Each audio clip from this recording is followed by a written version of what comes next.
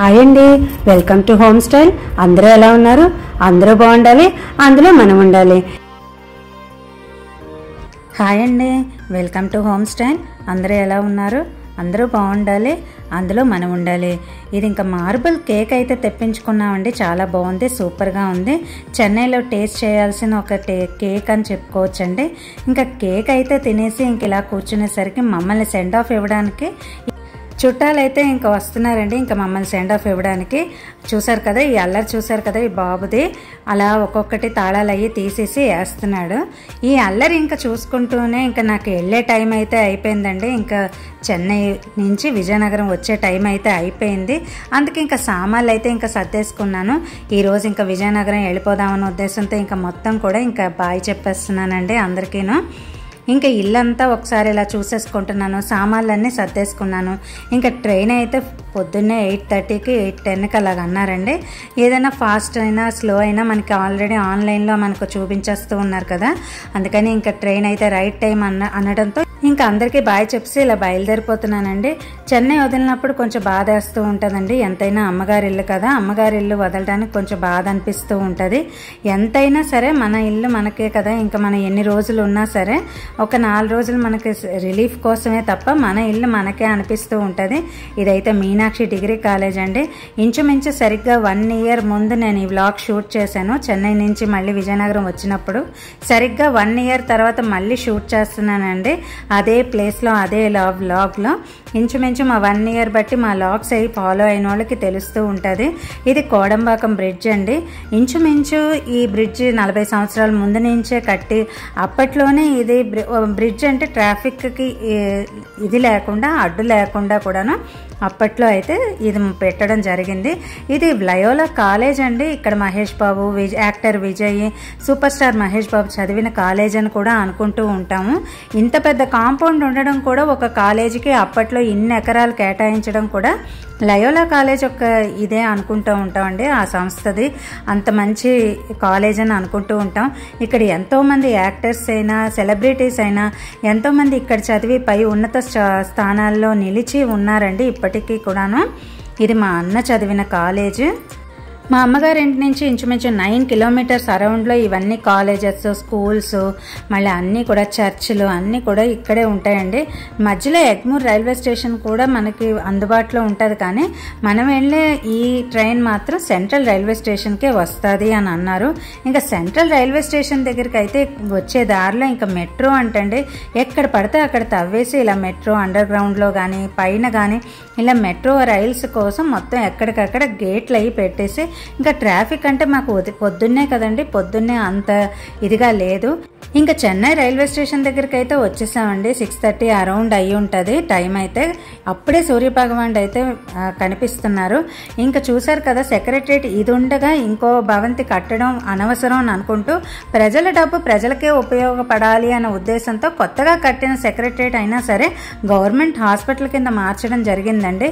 ఇవన్నీ కూడా బ్రిటిష్ వాళ్ళ కాలం అప్పుడు డెవలప్ చేసిన ఆనవాళ్ళన్నీ కూడాను సెంట్రల్ దాని చుట్టుపక్కల కనిపిస్తూ ఉంటాయి. నిన్నటి బ్లాగ్లో కూడా నేను షేర్ చేశాను కదా, పూర్వం టౌన్ అంటే సిటీ అంటే ఈ చుట్టుపక్కలే ఉండడంతో మొత్తం కూడా ఇది బిజినెస్ ఏరియా అని చెప్పుకోవచ్చు, ఎక్కువగా రద్దీ ఉన్న ప్లేస్ అని చెప్పుకోవచ్చు, ఎక్కువగా తెలుగు కమ్యూనిటీ ఉన్న ప్లేస్ అని కూడా చెప్పుకోవచ్చు అండి. ఇంకా సెంట్రల్ రైల్వే స్టేషన్ దగ్గరికి అయితే వచ్చేసాము. ఇంక ఇక్కడ వాల్టాక్స్ రోడ్ అంటాం కదా, ఇప్పుడు అక్కడికైతే వచ్చేసామండి. వాల్టాక్స్ రోడ్ నుంచే సెంట్రల్ రైల్వే స్టేషన్కి ఎంట్రన్స్. ఇప్పుడు ఇది చూసారు కదా, ఇది కూడా బ్రిటిష్ వాళ్ళ కాలం అప్పుడే కట్టిందండి. ఇప్పుడు దీన్ని ఏదో మ్యూజియం కింద ఇంకా మారుస్తాను అని అంటున్నారు. కానీ హిస్టరీలో కొన్ని బిల్డింగ్స్ అలా మెమరీగా ఉండిపోవాలన్న ఉద్దేశంతో దాన్ని ఏ మార్పులు చేయకుండా దానికి ఉన్న రిపేర్లను సరిచేస్తూ దానికే రంగులు అవి దిద్దుతూ అలా చేస్తున్నారండి ఇప్పటి వరకు కూడా. ఇంకా సెంట్రల్ రైల్వే స్టేషన్ దగ్గరికి ఇంకా దిగిపోయాము. సామాన్లు అయ్యి ఇంకా దించుకొని ఇంకా పోటర్ని అయితే మాట్లాడుకుందామని ఉద్దేశంతో ఇంకా ఆగామండి. నార్మల్గా ఇక్కడ పోటర్స్ అవి ఎక్కువే అడుగుతూ ఉంటారు, లేకపోతే ట్రాలీ అవి ఉంటూ ఉంటాయి. ఏదైనా సరే ఉన్నా సరే మనకి రైల్వే స్టేషన్లో ప్లాట్ఫామే చాలా దూరం పట్టేస్తూ ఉంటుందండి నడవడానికి. ఇంకా అది అలా చూసుకుంటే ఇంకా పోటర్ని అయితే మాట్లాడేసుకున్నాం. చూసారు కదండి, మా సామాన్లన్నీ తీసుకెళ్ళడానికి ఒక పోటర్ని అయితే మాట్లాడేసుకున్నాము. ఇంకా ట్రైన్కి టైం ఉండడంతో కొంచెం కాసేపు వెయిట్ చేద్దామన్న ఉద్దేశంతో ఇంక ఈ హాల్కి అయితే వచ్చాం. చూసారు కదండి, చెన్నై రైల్వే స్టేషన్ చాలా పెద్దదండి. ఇది చూస్తే నాకు ఏ రైల్వే స్టేషన్ కూడా చిన్నదే అనిపిస్తూ ఉంటుంది. ఇంకా రైలు అయితే వచ్చేసిందని అనౌన్స్ చేశారు, ఫస్ట్ ప్లాట్ఫామ్ అని చెప్పారండి. ఇంకా గబగబా వెళ్ళిపోతున్నాము. ఫస్ట్ ప్లాట్ఫామ్ అవడంతో మేమున్న దగ్గర నుంచి ఒక 2-3 ప్లాట్ఫామ్ దాటి వెళ్ళాలి.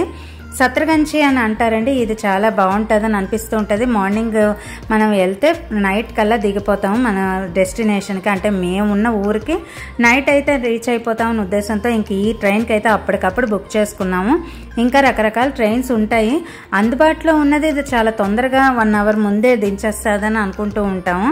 ఇంకా మా నాన్న అయితే వచ్చారండి మమ్మల్ని దింపడానికి. కొంచెం టైం ఉండడంతో ఇంకా రైల్లో అయితే కూర్చున్నారు కాసేపు. పోయినసారి ఉన్న టెన్షన్ ఈసారి అయితే లేదండి, చాలా రిలాక్స్గా వచ్చాము. ఎక్కువ టైం కూడా ఉందని అనిపించింది. కోచ్ అది బాగానే ఉందని అనిపించింది. మొత్తం కూడా ఏసీ అవడంతో ఎటువంటి ఇబ్బంది ఉండదు. ఇంకా మా నాన్న అయితే బాయ్ చెప్పేస్తున్నారు, వెళ్ళిపోతున్నారండి. ఇంకా మార్నింగ్ అవడంతో మేము ఒక కాఫీయే తాగాము. సరే టిఫిన్ ఏదైనా తెప్పించుకుందామని చెప్పి రైల్లోనే తెప్పించేసుకున్నామండి. మనకి పొద్దున్నే టిఫిన్ అంటే ఇడ్లీ వడ అదైతే మనకు కొంచెం చాలా కన్వీనియంట్గా ఉంటుంది, మనకి తినాలని అనిపిస్తూ ఉంటుంది. ఉదయాన్నే ఏమి పెద్ద ఇదిగా దిగదు కదా, అదే మనకి ఆకలి అని అనిపించదు. ఏదో లైట్గా ఇలా టిఫిన్ అది తీసుకుని ఇంకా బయలుదేరిపోతుందండి ట్రైన్ అయితే. ఇంకా బయలుదేరిపోతున్నాము, చెన్నైకి బాయ్ చెప్పేస్తున్నాము. విజయనగరం అయితే ఇంకా నైట్ 9:30 అలాగైతే దించేస్తారని అంటున్నారు.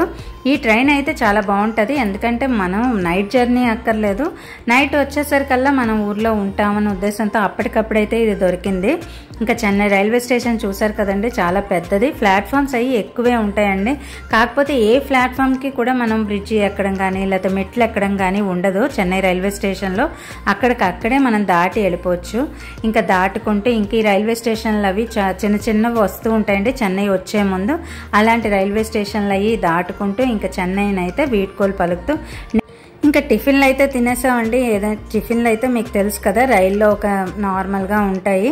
పొద్దున్నే కాఫీ మాత్రం అయితే తీసుకుని వచ్చేసామండి. అందుకని ఇంకా లైట్గా టిఫిన్ అది ఇంకా చేసుకుంటూ ఇంకా వచ్చేవన్నీ ఇలా పొలాలే ఉంటాయి కదండి. ఆంధ్రప్రదేశ్ వచ్చే ముందైనా సరే ఏదైనా సరే ఇలాగ ఎక్కువ మనకి ఆంధ్రప్రదేశ్ అనేసరికి వరిధాన్యానికి పెట్టిన పేరని ఇంతకు ముందు కూడా నేను షేర్ చేశాను.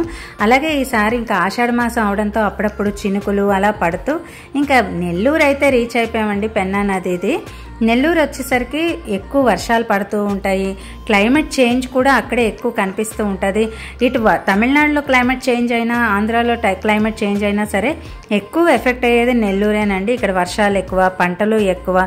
ఈ నెల్లూరు అనేసరికి చాలా పెద్ద ఊరండి. ఇదే నైట్ టైం జర్నీ అయితే మాత్రం పెన్నా నది మాకు అస్సలు కనిపించదు. ఇది మార్నింగ్ కాబట్టి ఇలా కనిపిస్తుందండి.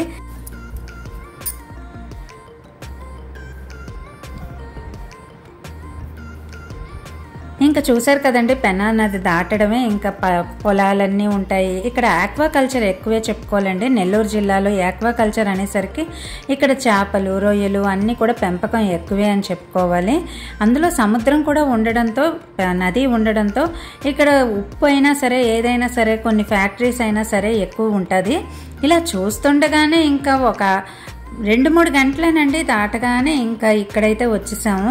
కృష్ణానది దగ్గరికి అయితే వచ్చేసాం విజయవాడ. ఇంకా విజయవాడ వచ్చేస్తుందని అన్నారండి.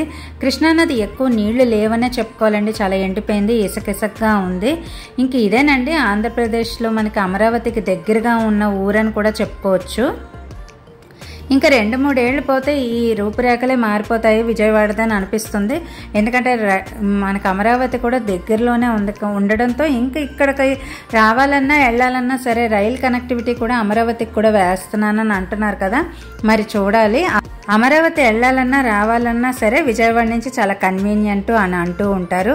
కృష్ణానది చూశారు కదా, ఇక్కడ కూడా ఇలా దండం పెట్టేసుకున్నామండి. కృష్ణానది కొన్ని నదులు అనగానే కొన్ని మనకి మనసుకు దగ్గరగా అనిపిస్తూ ఉంటాయి. మన దగ్గరలో ఉన్నా సరే దూరంగా ఉన్నా సరే మనకు కనిపిస్తున్న నది మనం చూడగలుగుతున్నాము అంటే కూడా అదృష్టం ఉండాలండి అని అనుకుంటూ ఉంటాను నేను.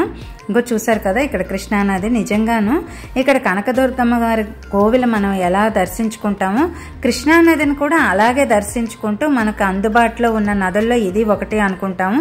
చెన్నైలో ఒకప్పుడు ఎక్కువ వాటర్ ప్రాబ్లంతో ఇబ్బంది పడుతూ ఉంటే కృష్ణానది ద్వారా నీళ్లు ఇవ్వడానికి గవర్నమెంట్స్ అంగీకరించేయండి. అప్పట్లో మా చిన్నప్పుడు చాలా ఇబ్బందిగా ఉండేది చెన్నైకి వాటర్ ప్రాబ్లం అంటే. కృష్ణానది నుంచే చెన్నైకి వాటర్ సప్లై కూడా అప్పటి ఉన్న గవర్నమెంట్ ఎన్టీ రామారావు గారైనా సరే అప్పుడు ఉన్న ప్రభుత్వాలు దీనికి చొరవ చూపించి చెన్నై దాకా ఈ నీరుని తీసుకెళ్ళడానికి చాలా ఎక్కువే చొరవ చూపించారనండి. ఇప్పుడు అంతో ఎంతో నీళ్ళ ప్రాబ్లం తగ్గింది చెన్నైలో అని అనుకుంటే ఎంతో కొంత కృష్ణానదిలో ఉన్న నీరు కొంత బాగా ఉపయోగపడుతుందండి. మధ్య మధ్యలో ఈ తవ్వుతూ దీని కనెక్టివిటీ అంటే చెన్నైకి నీళ్ళు వెళ్ళే మార్గాన్ని చాలా సులభంగా అందించారండి అప్పుడున్న గవర్నమెంట్. చాలా దీనిగా అనిపిస్తూ ఉంటుంది. ఇంకా కృష్ణానదిని ఇలా అయితే ఇంకా చూసుకుంటూ చాలా స్లోగా వెళ్ళిందండి. ఎందుకో తెలీదు, కృష్ణానది మీదకి వచ్చేసరికి ట్రైన్ అయితే స్లోగా వెళ్ళింది. ఇంకా కృష్ణానది దాటుకుంటూ ఇంకా జిల్లాలు దాటేసి ఇంకా మనకు ఉన్న 13 జిల్లాలు మేము చూసేస్తామండి. ఇప్పుడు మా విజయనగరం వచ్చేసరికి ఇంకా గోదావరి అయితే వచ్చేసింది. ఇంకా గోదావరి దాటడం అయితే స్పీడ్గానే దాటేసిందండి. అంటే ట్రైన్ కృష్ణానదిలో ఉండగా అరగంట ఆపేశారండి. గోదావరిలో అయితే అలా లేదు. గోదావరి నది దగ్గరికి వచ్చేసరికి కొంచెం ట్రైన్ అయితే ఫాస్ట్గానే మూవ్ అయిందని అనిపించింది. గోదావరి దగ్గరికి వచ్చేసరికి మీకు తెలుసు కండి 3 బ్రిడ్జిలు ఉంటాయి. ఒకటైతే పాత బ్రిడ్జ్ కదండి, ఇదైతే బ్రిటిష్ వాళ్ళ కాలం అప్పుడు కట్టిందండి. మేము వెళ్తున్న దానికి ఎదురుగుండానే ఇది ఉంది. ఇదైతే ఇప్పుడైతే వాడడం లేదండి. మేమైతే కొత్త బ్రిడ్జి మించిన ఇప్పుడు నది దాటుతుంది రైలు అయితే. మామూలుగా అయితే నార్మల్గా కొంచెం పాతది, కొంచెం బాగా కొత్తది, బాగా పాతది కూడా 3 బ్రిడ్జిలు ఉంటాయి కదండి. కొత్త బ్రిడ్జి మించి అయితే ఇప్పుడు వెళ్తున్నాము. ఇక్కడికి వచ్చేసరికి గోదావరి అంతా ఫుల్గా వాటర్తో చాలా కళకళలాడిపోతుందండి. నాకైతే కృష్ణానదితో పోల్చుకుంటే పెన్నా నదితో దాంతో రెండింటితో పోల్చుకుంటే గోదావరిలో ఎక్కువే వాటర్ ఉందని అనిపించిందండి. ఇప్పుడు ఆషాఢ మాసంతో ఇంకా వర్షాలు కూడా స్టార్ట్ అవుతూ ఉంటాయి కదా, అప్పటికి వచ్చేసరికి గోదావరికి ఇంకా కళకళలాడిపోతూ ఉంటుందని అనిపించింది. వర్షాకాలంలో అయితే గోదావరిని చూసి తీరాలని అంటూ ఉంటారు. ఇంకా గోదావరి దాటగానే ఇలా పొలాలు అన్నీ కూడా మనకు కనిపిస్తూ ఉంటాయండి. తూర్పుగోదావరి జిల్లా అనేసరికి కూడా వరి ధాన్యానికైనా సరే, పంటలైనా సరే, దేనికైనా సరే బాగా ప్రసిద్ధి చెందిందని అనుకుంటూ ఉంటారు. పెట్టింది పేరు కదండి ఏదైనా కూడాను. తూర్పుగోదావరి జిల్లా అనేసరికి వరిధాన్యానికి పెట్టింది పేరు. అలాగే ఆంధ్రప్రదేశ్ అనేసరికి కూడా వరిధాన్యం ఎక్కువ పండిస్తూ ఉంటారు. ఇంకా రాజమండ్రి రైల్వే స్టేషన్ దగ్గరికి అయితే ఇంకా వచ్చేసామండి, దాటిపోతున్నాము. ఇంకా బయలుదేరిపోతుంది ట్రైన్ అయితే. ఇంకా 5 minutes అయితే ఇక్కడ ఆగిందండి. ఇప్పుడు ఇంకా లంచ్ టైం అయితే అయిపోతుందండి. మనకి ఇప్పుడు తెలుసు కదా, రైల్లోనే మనం కొనుక్కొని తినాలి అన్న ఇది లేదు. మనం ఆర్డర్ ఇచ్చేస్తే ఎక్కడ ఆర్డర్ ఇస్తే అక్కడ ఫుడ్ మనకి వచ్చేస్తూ ఉంటుంది. రైల్వే స్టేషన్లోనే మనకి అందుబాటులో తెచ్చి ఇచ్చేస్తూ ఉంటారు కదా, ఇప్పుడు ఆ సౌకర్యం కూడా వచ్చింది. ఇంకా మాకు లంచ్ టైం అయితే అవడంతో ఇంకా మేము తెప్పించుకున్నది ఆర్డర్ అయితే వచ్చింది. ఇంకా అది తినేసి ఇంక ఇలా చూసుకుంటూ కూర్చున్నామండి.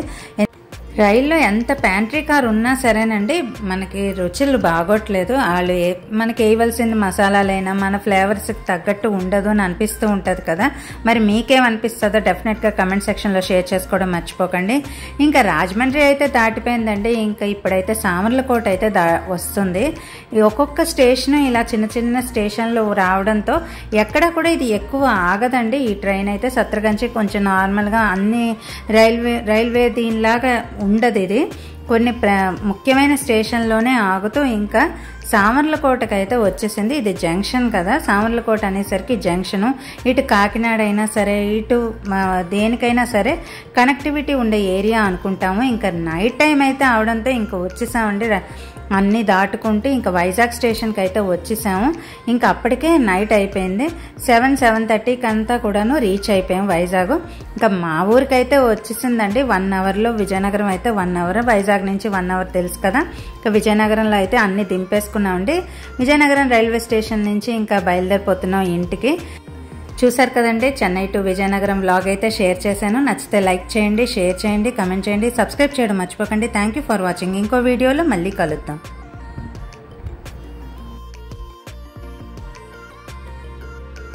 కదా. అంతేనండి, నచ్చితే లైక్ చేయండి, షేర్ చేయండి, కమెంట్ చేయండి, సబ్స్క్రైబ్ చేయడం మర్చిపోకండి. Thank you for watching.